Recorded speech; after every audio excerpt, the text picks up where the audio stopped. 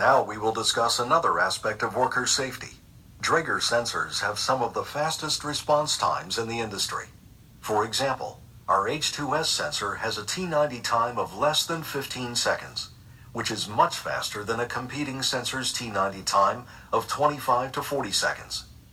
On paper, this difference can seem minor, but in real life, the response time of a sensor can mean the difference between life and death. The individual T90 times for sensors can be found on their datasheets. The datasheets are provided with each sensor, and additionally can be downloaded from the Draeger website. The following scenario will showcase the difference between a sensor with a T90 time of 15 seconds versus a sensor with a T90 time of 25 to 40 seconds. Again, although the lapse in time seems minor, those additional 10 to 25 seconds can substantially alter the outcome of a gas event. When H2S gas is simultaneously introduced to a Draeger monitor and a competitor's monitor, neither monitor will immediately react. After a few seconds, the Draeger monitor with a T90 time of 15 seconds will begin to register a gas amount. The competitor's monitor that has a T90 time of 25 to 40 seconds will show no digital readout on the screen. The numbers on the Draeger monitor will continue to climb until they read 10 parts per million when the first alarm will sound.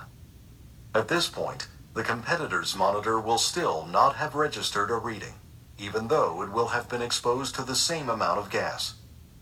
If this was an actual scenario with real people, the worker wearing the Draeger monitor would be able to halt his progress into the gas cloud sooner and be able to immediately turn around and escape.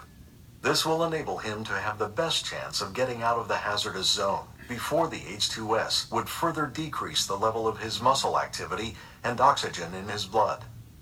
The worker wearing the competitor's monitor would not have the same advanced notification, and his delayed exit could put him in danger of a more critical situation. Now we will discuss another aspect of worker safety: sensor reliability. The reliability of a sensor can be described by its ability to keep working and provide the function that it is designed for. One aspect of this dependability is the accurate measurement of gas that we spoke about earlier. Keeping a job site operating without frequent downtime due to sensor failure is very important to users. This especially applies to job sites that are in remote locations due to the proximity of support and service. Draeger's oxygen sensor is a great example of a reliable sensor. Even though Draeger promises that this sensor will have a 5-year life and backs it up with a 5-year warranty, it frequently lasts longer than that. It sometimes lasts more than double that time frame. What do you think of when you hear the phrase remote location? While an oil drilling site in the middle of the wilderness may seem remote, outer space is the most remote location. The Draeger oxygen sensors were an essential component for all of NASA's space shuttle missions for 20 years. There are a couple of things that cause a sensor to stop working. Sometimes it is a temporary condition, and other times it is a permanent failure. A sensor's ability to recover after exposure to a high concentration of a gas contributes to its reliability. We have already talked about the electrochemical sensors and Draeger's patented 3-electrode technology. High concentrations of gas will not damage Draeger's electrochemical sensor or cause it to show unusual readings because of the 3rd electrode and its function within the sensor. After exposure to a high concentration, the 3rd electrode allows the sensor to return to 0 and perform a bump test. Many of our competitors' sensors will have a permanent failure and never recover when they are exposed to a high concentration of gas. The Draeger catalytic sensor is protected in a different way. This safeguard locks the device in alarm and deactivates the sensor, which protects it from the high concentrations of gas. The sensor is then reactivated when the device is switched off and on in a fresh air environment.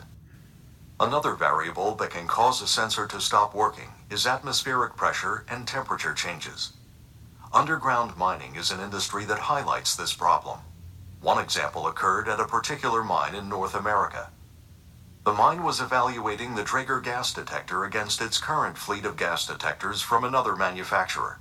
The first test for the Draeger gas detector was the ride down to the mine face.